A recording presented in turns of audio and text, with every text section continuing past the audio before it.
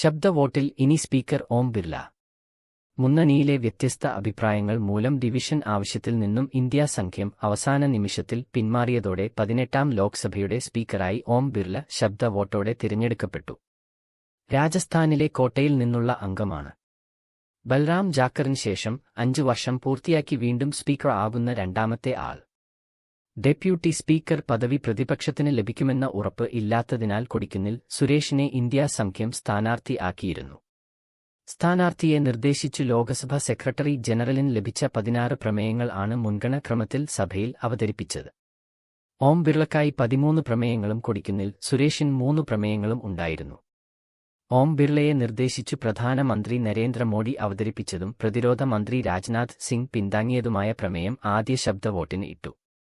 ഭരണപക്ഷാംഗങ്ങൾ പിന്തുണ വ്യക്തമാക്കി.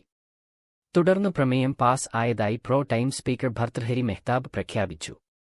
ശബ്ദവോട്ടിനു പിന്നാലെ ഡിവിഷൻ വേണമെന്ന് പ്രതിപക്ഷത്തെ ഏതാനും പേർ മാത്രം ആവശ്യപ്പെട്ടെങ്കിലും അത് പരിഗണിക്കപ്പെട്ടില്ല.